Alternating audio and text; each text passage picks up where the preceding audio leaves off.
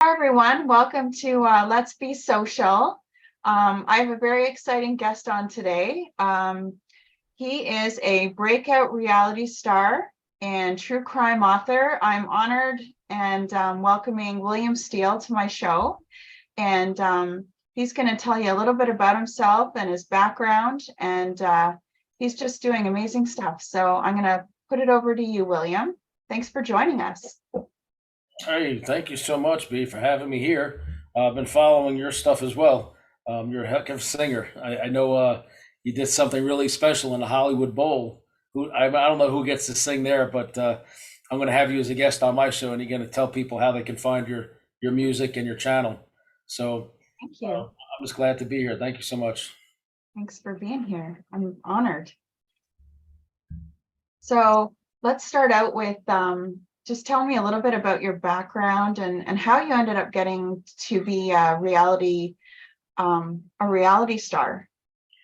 Well, let's see. Like I grew up in Brooklyn, New York, right? And so my mother was mentally ill. So all my life, I was defending her from, bullies and problems and people that would be cruel and mean and so I always wanted to be this guy who stands up for the underdog, the women, children, the mentally ill. And I did that for many years, and then a friend of mine died. I tried cocaine and I got developed a cocaine problem. So I ended up in some trouble. But before that, I started taking classes in locksmithing and alarms in New York City. There was a school at the time teaching that because I wanted to be a James Bond type guy. I wanted to be like, Mission Impossible, guys that can get, can do anything. They can get in and out of any situation. And they're always helping people, they're working for the CIA or what is it, MI6 or whatever. So I always wanted to be one of those guys. But I went bad when I started trying cocaine, and so I started taking those skills about breaking into locks and houses and jewelry stores, art galleries, and I became a very prolific jewel and art thief. And I stole millions of dollars over the years. I'm not proud of it. I'm not, bragging about my past, but your audience, my audience, wants to hear, how this happened. But so in the middle of all that, I got involved in South Florida with trafficking cocaine, lots of cocaine, kilos, up and down I-95, the interstate, in various ways from South Florida to New York. Also, guns. We were running guns back then, so I got involved with many things, many dangerous people. Anyway, so I started getting arrested. I did a little time. I didn't learn my lesson. I got arrested again. And it was never really for what I was doing because I was getting away with all the scores and stuff I was doing. It was always for somebody saying something about what they think I did or that I did. And so that's why I work alone. So there's nobody to, inform on you. But in the beginning, there was a little of that. And so I did 18 years in prison for nonviolent crime. Um, and during the first part of that sentence, or the earlier sentence, I escaped. So when I escaped, I was actually on America's Most Wanted. And not because I'm dangerous, but because of my skills and the amount of money I'd stolen over the years. So they deemed me as a real threat. I got to prison eventually for all that. And I ended up doing about 18 years. And during that time, I spent 4 years in almost solitary confinement. And in solitary, I'm an avid reader to begin with, and I always wanted to write a book about my life story from the perspective of like mental illness and how people cope with that, and what standing up for my mother and having a in spite of appearances, superficial appearances, I've always had a very tender heart, and I'm easily rescuing everybody, and it's got me in trouble a few times, but and meanwhile, I couldn't rescue myself from this cocaine addiction. I was just really bad off, and I knew I was bad with it. I don't drink, I don't smoke, weed or cigarettes or anything like that. But so being in prison so long, I decided because I thought I was going to get maybe 3 years, and then I got 15 years for the escape. And I decided really, I just lost so much during that time, and almost 4 years of complete isolation, supermax, horrendous prisons, one in Florida, and then one in Virginia, and just you lock down in the cell 23/7. Usually don't have a cellmate. Sometimes you do. If you do, it's usually some guy that's real crazy and violent, and so you got to deal with that or try to find a compatible cellmate if they'll help you. So there's a lot of drama. In these supermax prisons, I watched people getting shot by the police because the officers would have guns with rubber bullets, and if the gang members were fighting, they would hit a horn, and everybody had to dive to the floor, and and then they give them one warning. If they didn't stop fighting, they started shooting at them.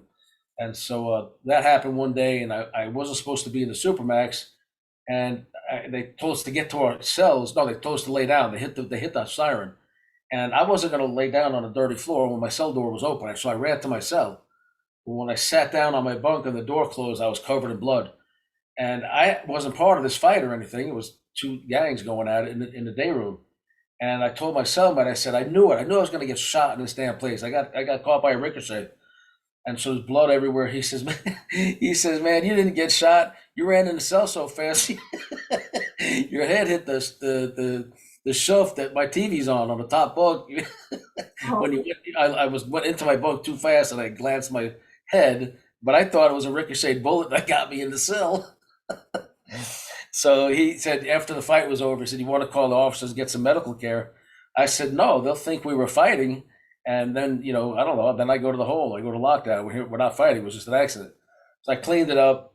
But all these experiences really, I started getting into the Word. I started getting into the Bible. I started reading more and more and more. I started working on my manuscript. I love singing, so music was like really critical to me to maintain my sanity, because you're surrounded by nothing but insanity, and majority of the administration could care less if you're trying to change your ways or change your life, because recidivism, repeat offending, is music to their ears because it's job security for most of the staff. So there's no real encouragement to change. Many of the staff's corrupt, not all of them. There's some good ones out there, but so they're bringing in dope for these gang members and everything else, and you're surrounded by this insanity that the public thinks is doing something to help people. In reality, it's making most people worse.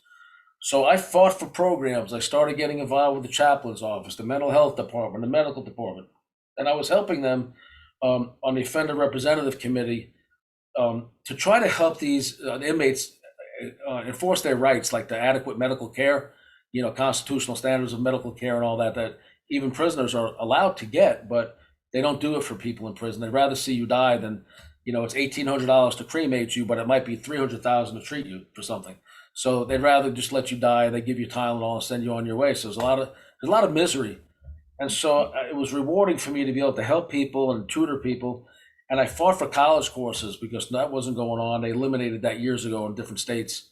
And eventually they came back to the facility I was at. So I took a course, actually, it was about the speeches of Martin Luther King from Washington and Lee University. And it was crazy because I had some acquaintances that were white supremacists. And they're like, why are you reading about that guy? What's wrong with you, New York? That was my nickname, New York, because I'm from New York. And I said, you know what? I kind of look at things the way Martin Luther King used to do. You don't judge people by the color of their skin, but the content of their character. Until you get on my bad side, I'll treat you reasonably, but I will not have anything to do with you if you start treating me like crap and you don't try to apologize or change. So there's a lot of racism, in the prison systems, and it usually is directed, believe it or not, towards the whites from a lot of the black inmates until somebody needs something. Like I was a law clerk, so everybody needed the law clerk. So then it would be, hey, New York, can you help me with my case? I got to go back to court, or I'm not getting medical care. And I would get them privately. I said, come here for a second, let me speak to you. And I say, you remember how many racist names you called me and every other white dude around here? I said, I don't really appreciate that. I can't tell you how to behave, especially in front of your homeboys and all that. But I'm a straight up guy, man. I've never called you out of your character. I've never had a racist bone in my body. I said, so if you want my help, man, just knock it off. Oh man, you know how it is, So people are completely different when they're around their clique of friends to when you talk to them privately or they need something, right? That's life pretty much anyway. So what inspired me really was, as we went forward, my sisters had told my mother that I was dead. My mother's mentally ill at this period, and I was very close to her. They wouldn't let me write to her or anything. And I didn't realize it, but they were trying to steal my inheritance, which they did when she died. So I lost about $800,000, about a year or two before I got released. I had essentially no outside help because it's hard to find anybody outside to give a crap about you when you're in prison. So I didn't really have outside help, and it was just horrible. So all these things just devastated me, and I forgive my sisters. But so how I got the reality show was I was already working on positive things. One of my best friends who introduced me to my fiance, he's Tom Madden. Tom Madden was the vice president of NBC. So he stuck beside me when I was incarcerated, to the degree he could, and everybody has reservations about somebody who's been in trouble, in prison or used cocaine, understandably. But and then my co-author on my first book, which I wrote in prison, I wrote this in prison. It's about the wealthiest serial killer in American history, and I can't seem to bring it up because of the background, but it's called Sex and a Serial Killer. And if you look up here, it was covered by Nancy Grace, Queen of True Crime, on her podcast. And so Nancy covered that on her podcast while I was still in prison. Again, about the wealthiest serial killer in American history. So I've been in the New York Post, National Enquirer several times. And then I wrote a book when I got out about Ghislaine Maxwell. But the reality show came about by, here I am getting some of this attention for this book. And an acquaintance said, A&E is looking for people that are getting released and they're not going home to a family member for whatever reason. And in my case, it was over the inheritance. I wasn't going to go near my family. I wanted to avoid them when I got out, right? So, because there was just so much animosity and heartache over what they did, more because they kept me from my mother. How cruel can you be to tell a mentally ill, dying woman that her son, most important person in her life living, was dead? Yeah. It was just, I don't even like thinking about it because it'll make me cry right now. It's very, very upsetting still. And so I lost my mother. And anyway, I was offered this spot, and it was about showing how it was put together as a docuseries following people releasing from prison who were living with a non-family member to study how failure to find inadequate housing upon release leads to very high recidivism rates, which is return to prison rates. And usually that's because of drug addiction or alcoholism. But then the other big reason is failure to find adequate housing. So this is a big problem I didn't know existed because I came from a pretty good family. I've always had, everything we need. So I never had these troubles. So this was new to me. So I had a pen pal. You'll see her on the show. Strict Seventh-day Adventist lady. I've been writing 5-6 years. We were friends. I was never inappropriate, never came on to her or anything because, whatever. She was in a bad marriage, got out of that. But I didn't know about me being nice to her. She was developing a crush on me, which is flattering and all that. But I wasn't into her, And then she married some guy, and I'm not in a position that I want to talk bad about them. But watch the show. It's called Inmate to Roommate on A&E Network. And for your viewers, you can go to the A&E app or go to play.aetv.com, and you can get it there or from the A&E website. It's streaming. It's got 11 million views on TikTok, and somehow I came out the biggest star of the show. That's amazing. I did an interview on TMZ Live, the biggest gossip show around, like 7 minutes with Harvey Levin, and that thing got millions of views. It was on Fox TV. I picked up, I came out of prison very depressed and miserable because of what my family did to me. And I had all these aspirations to do a true crime channel, which I have now, William Steele True Crime. And, on YouTube, please ask your followers, man, to subscribe. The link's in the description. But so I have that now, but I got out. It was about me living with this really strict couple. I can't say a lot. I can't badmouth them, but let's just say it is a crazy, crazy story of a guy from New York City trying to get along with some strict, over the top Seventh-day Adventists from the Midwest. Wasn't a good fit. She was trying to divide myself and my fiance and get in the middle of all that. But yeah, so I don't know if you had a chance to watch the whole series yet or just some of the clips. Have you ever been able to see it? I've watched a few of the clips. I haven't watched the whole thing yet, but I'm definitely going to, and I'm definitely going to order your books. I appreciate it. See, I don't know how to get them to show up. If I hold it on my shirt. I can see that. Yeah. So it's Sex and a Serial Killer by Bizarre Times with Robert Durst by William Steele. Yeah. And that was actually featured on Inmate to Roommate. They talked about it. I'm showing getting my first box in the mail to take to a book sign. I took it to a book signing. And then I wrote a book about my unfortunate relationship with Ghislaine Maxwell. Now, everybody knows she was one of Epstein's girlfriends, and she was evidently getting minor girls for him to, do things with and blackmail prominent people with, including Prince Andrew and this one and that one.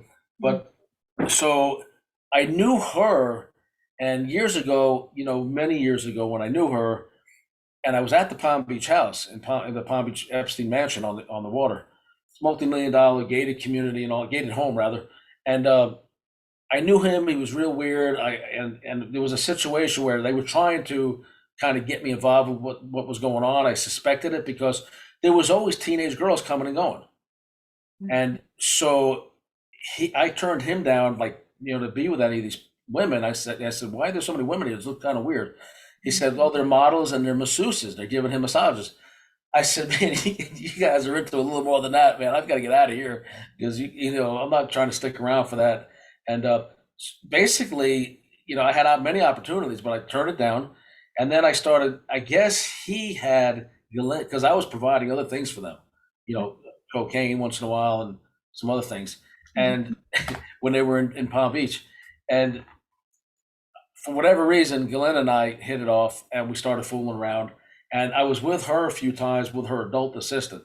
I'm not whatever, guys do what guys do. And so we had threesomes and all that. But she then started trying to bring these younger women in. I'm like, no, I'm out of here. I'm going. But so the inspiration and the show all came from like me just getting sick and tired of like making these stupid mistakes, thinking like I could do anything and keep getting away with it, because it really caught up with me is what it did. The family heartache was probably a big catalyst to me saying, you know what, success is the best revenge. So I'm going to make the most of this show.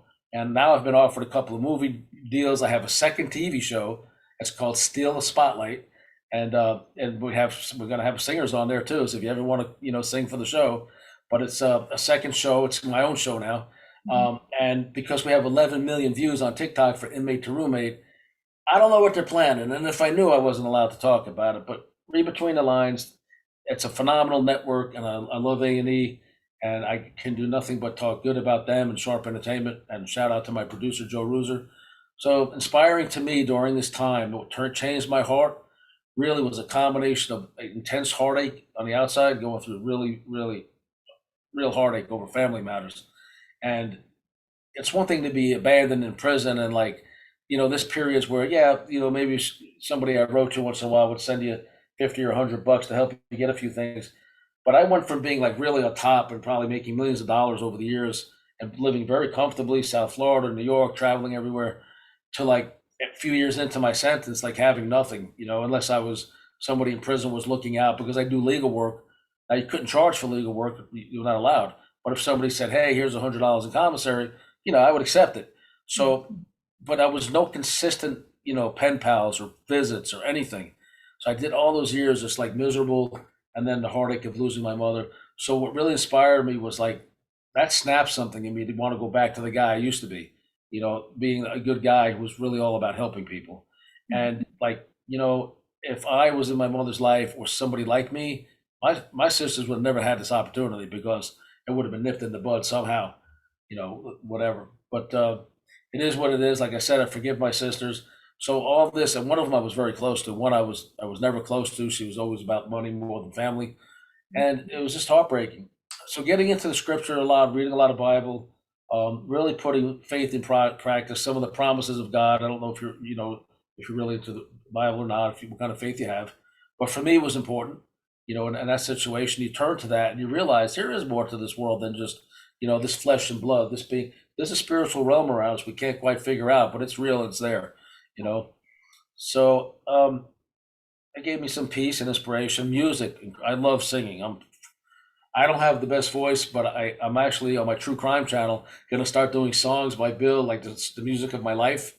And I want to try to sing along to my favorite artists, like Waiting for a Star to Fall. Do you know that one? Not sure. By Boy Meets Girl, it's called, but it's a really good song. But anyway, so there's various ones that really, as we all have, music that means something at different parts of our life. So I want to tie into that. And, inspiring me is like the victims of Epstein who came forward. These were young girls who were, abused in the most disgusting ways. And, all for like, for, it's never right under any circumstances, but like this guy was giving them maybe $200 and then having them go with politicians and celebrities and, heads of state and princes and, and all for blackmail purposes pretty much. And then for his own sick desires, And so those people inspired me. These victims who came forward. The last time I was with Ghislaine, I was restrained and I was held for like a day and a half. It started off a consensual situation between me, her, and one of her assistants. Fine, I'm a guy, it's all good, right? So it ended up really badly, and that's the last time I saw her. And because of this last incident, and I took stuff from the house, which I turned over to law enforcement. Years ago, law enforcement did nothing about it. I've been in counseling for this for years. I'm considered one of the few male victims that has actually come forward, in this whole situation. I'm not looking to sue. I was never looking to sue, but I told a story about that situation in that book I just showed you the cover of, which I don't know where I laid it down. Um, it's called Ghislaine, Sensational, Impure Mhm. by William Steele on Amazon or my website, williamsteeleauthor.com. Again, links in your description. But so those people really inspire me. These young girls. There's vast majority of them never came forward. They're too humiliated, or they get hooked on drugs or alcoholism. It destroys their life, as you know what these things do to people, Yeah. and especially women. It's horrible. Some people can mask it. Some people can stand up to it. Some people have never even told their own family members or siblings or husbands about it. And those are the kind of people that really really inspire me, and it chokes me up because they've been through hell and back through no fault of their own. And the hell that I've been through by incarceration, losing my mother, Yeah. and the loss I sustained at the hands of my own sisters, I brought that on myself. Doesn't give them a right to steal from me, but I put myself in prison. I don't blame anybody for the choices I made. And it's so, it's like the people that picked on my mother, or took advantage of her, Mhm. or were mean to her, or whatever. A lot of our neighbors were wonderful to my mother. They all knew my mother, but people are mean. People can be really mean. I don't know how it is where you live, but in the United States, people are getting meaner and meaner. So I even noticed that since I've been out, things have changed in 18 years. But I've been out a year, and the show took off, and I think we connected on the internet. You became a fan, or you commented on something I did, or vice versa, and Yeah. I appreciate that. Yeah. Um, Tell me a little bit about, because you're doing some advocacy work now. Tell me a little bit about that. Oh, yes, I find that I really was going to do this anyway, but I find it's really important to give back and to help people that are incarcerated, wrongfully incarcerated people. We work with them. Yeah. FreeDaveReinhardt.com. Please check that out. He's set up, his family stole millions and set him up to go to prison in California. And so we also work with victims. We're victim advocates now, myself and Mary. And I just try to use my platform to help people, and because of the show, it's growing. You Yeah. know, and I don't mind doing big shows, small shows. I just enjoy helping people, no matter what it is. It's cathartic. It's a way to give back. It's amazing. I am truly inspired by your story. I think that, you've done like a full transformation from being in prison to making yourself well known and taking that and helping others. I think that's amazing.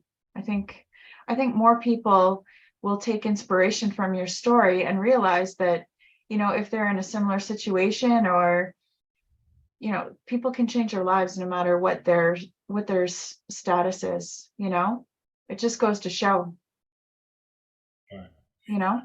Yeah, and I just want to send a message to your viewers. If your family member, you feel somebody's wrongfully incarcerated, if there's a cold case homicide, you want to bring attention to the cold case, you're welcome to come on my show. Wrongfully incarcerated people, if you have a loved one in prison, don't know how to navigate the system or understand things, reach out to me. I'm on Facebook fan pages. William Steele, official William Steele on Facebook, YouTube. Reach out. I'm not hard to reach. Wonderful. Thank you so much for your time, and thank you so much for sharing your story. And I'll definitely put in my description the links to your books and your website and your YouTube channel and everything, so people can access and have a look at you and follow you and watch your show. It's amazing. I'm very excited about your new one coming out too. That sounds exciting, and you're on to new and exciting things. It's amazing, William. Thank you for being my guest. I sure appreciate the opportunity, and we do enjoy your music. I shared it with a few people today again, and let's have you on my show as well one day soon, as a matter of fact. So, Sounds wonderful. all right. Thanks so much.